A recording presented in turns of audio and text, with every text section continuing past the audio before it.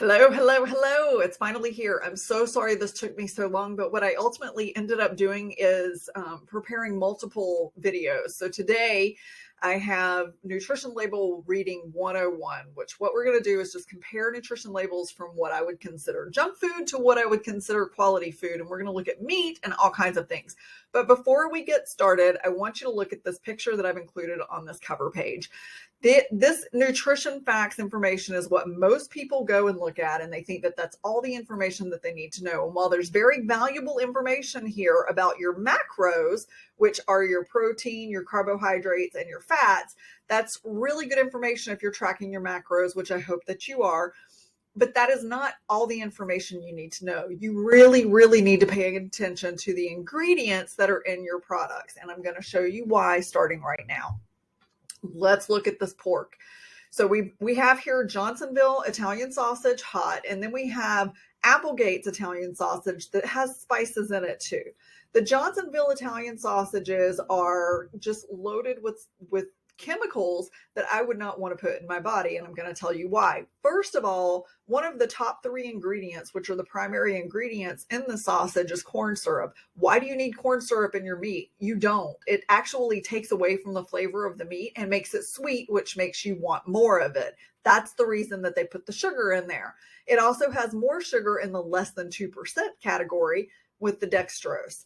So let's talk a little bit about some of these less than 2% category items. And the reason that I want to make sure that you're paying attention to those as well is because many, many, many boxed and prepackaged foods have a lot of these items in them in the less than 2% category. So basically, if you eat one of them a day, it's probably not going to hurt you that bad unless you're eating it every single day over time. If you're eating multiple prepackaged foods every single day, then your doses of these chemicals are going to be a lot higher, and they're going to cause a lot of damage to your body. So the first thing I want to talk to you about is natural flavors. Natural flavors are derived from natural products, meaning it can be from a plant or an extract or a fruit or something of that nature. But whatever chemical alteration they do to it between the point of its origination to when it goes into your food doesn't matter. They can do whatever they want to. So by the time it gets into your food, it's more than likely going to be more synthetic, especially in high production mass products, high mass production products like Johnsonville sausage. So that's the first thing I want to talk to you about. The second thing I want to talk to you about is the BHA. So the BHA that's in here, and I can't even pronounce what it is, which is the scarier thing, but it's actually in the European Union, they classify it as an endocrine disruptor. What they've learned is that at higher doses, which again, like I said, in one product, it's not going to be that high unless you're eating it every single day over a long period of time. But in multiple products that are prepackaged, it's a big deal. And this is actually one of the additives that's been outlawed in most of the other unions in the world. So it lowers testosterone and the thyroid hormone thyroxine, adversely affects sperm quality and the sex organs of rats. One study reported that female rats given lower doses had a decrease in uterine weight, which may result from effects on estrogen metabolism. Another study found that developmental effects such as decreased growth and increased mortality in rats that had not been weaned and they had behavioral effects after being weaned. So it's very addictive, apparently.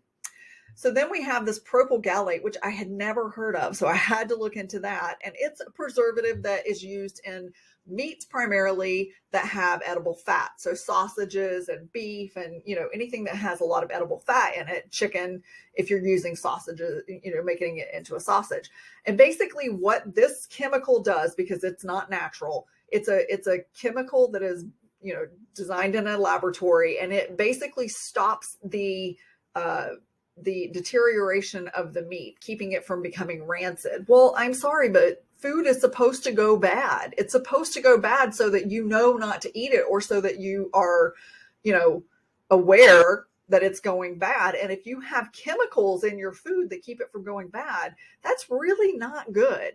And so what they found in the studies that they've done on this in toxicology programs is that they found brain tumors on rats, and then they found a rare brain tumor on 2 of the female rats that they did the study on.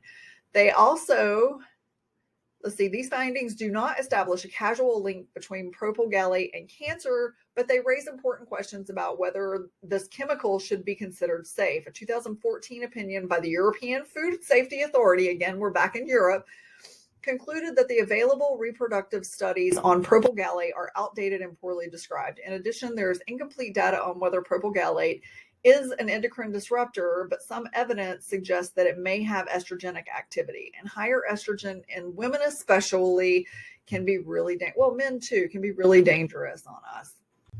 All right, so there's meat. Let's look at cereals. So my husband found this Jungleberry Crunch cereal, the cereal on the right, and he loves it. So I wanted to, when he found that, because we always look at ingredients, I'm so grateful that he's paid such close attention to everything. I wanted to look at it and see what it had in it. So the thing that I don't like that's in the Jungleberry Crunch is the caramel color and the natural flavor. However, this particular cereal brand really dotes on itself for being a healthier food choice. And when you look at it, it's got what, 1, 2, 3, 4, 5, 6, 7 ingredients in it, right? But go look at the crunch berries, and I know that's not a super clear picture, but we have 1, 2, 3, 4, 5, 6, 7, 8, 9, 10, 11, 12, 13, 14, 15, 16, 17, 18, 19 ingredients in that cereal compared to 7 in the other cereal. So touching on some of the ingredients in here, we have this BHT, which is also BHA. It's just a different form of it. We have all this food coloring. So red actually has been known to cause ADHD and memory loss. The yellow, the blue, and the other yellow, I mean, they're just chemical compounds. They're not derived from anything natural if they don't say that they are. Whereas in this one, in the Jungleberry Crunch, you see that they it's a different one that we were looking at. Their food coloring came from plants. But then we have the BHT. I was surprised that they used coconut oil. That actually made me a little happy. We have corn flour, then we have sugar, then we have oat flour, then brown sugar. So sugar. Where was the other sugar that I saw in here?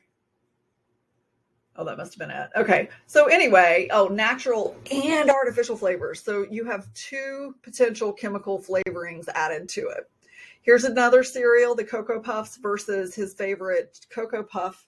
And you can see, I mean, we're back to 7 ingredients versus however many's in this one. Let's see. Let's count them really quick. 1, 2, 3, 4, 5, 6, 7, 8, 9, 10, 11. So that one's better than the Cocoa Crunch or the Crunch Berries.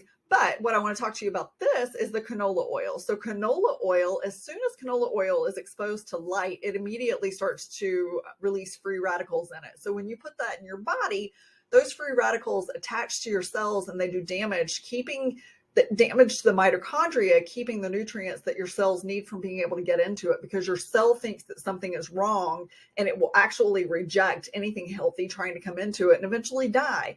And so these cells become very damaged and very ineffective in our bodies, and that's what creates cancers and sluggish behaviors and the Alzheimer's that I am so adamantly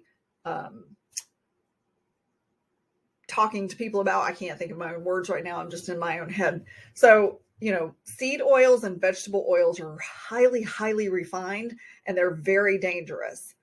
So caramel color, I don't like it because they can use it from a chemical perspective, or they can use it from sugar, but it's still going to be sugar derived, or it can be a form of sulfite and ammonium in the processing of it.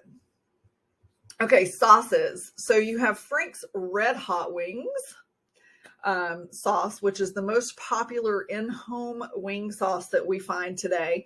And in it, it's not so terribly bad, but it's got canola oil, which we just talked about. It's also got xanthan gum. And I don't know if any of you do gluten-free baking, but xanthan gum, if you put it on your hands, it is so hard to wash off. I mean, it is truly a sticky thickener that's just gross in my personal opinion. So there's that one. Now this Primal Kitchen buffalo sauce, which is what we use in our home, is amazing. And they actually have one now that doesn't have cashew butter in it.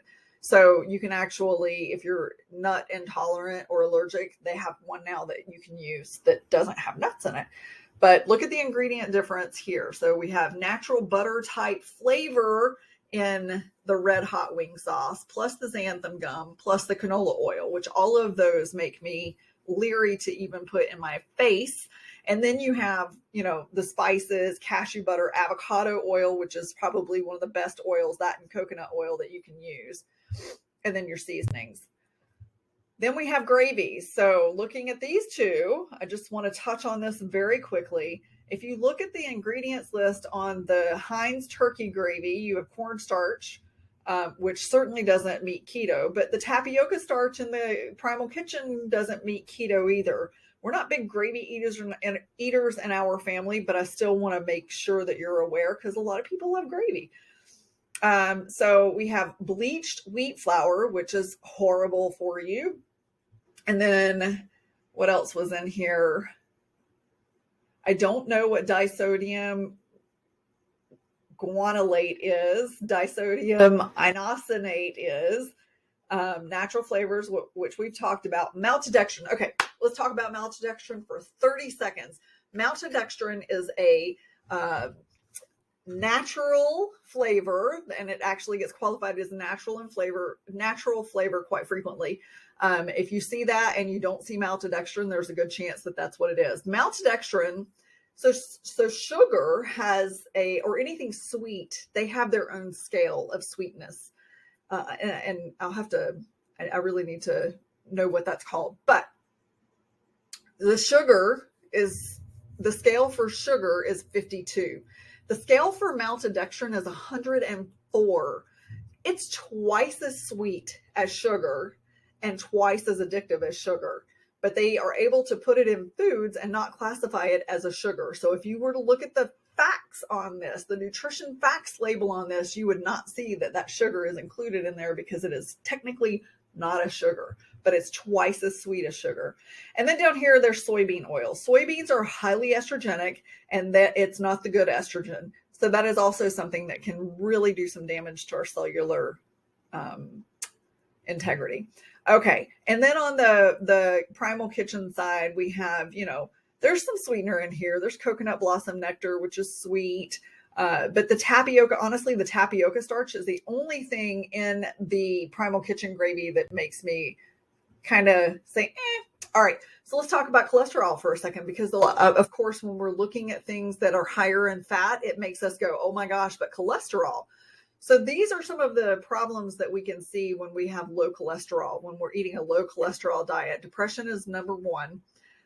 Increased risk for Alzheimer's disease, potential cardiac problems, increased risk of cancer, memory problems, and increased risk for a stroke. All of this can happen because we don't have enough cholesterol in our bodies. Now, let me make this really clear to you. Your body will produce the amount of cholesterol that it needs. Period. No questions asked, unless you are on a statin drug or you are intentionally trying to not have cholesterol in your body. So if you're eating an all veggie diet and you're not putting any good healthy fats in your body, or you're eating a lot of fried foods and trans fats that have really bad cholesterol in them, then you're definitely going to see these things potentially happening to you. The good cholesterols are your LDL and your HDL. And that's the big misnomer that we hear from the medical industry, right? They want your HDLs to be really low and your LDLs to be really low and your HDLs to be low and your triglycerides to be low. The going rate for cholesterol right now is like 140.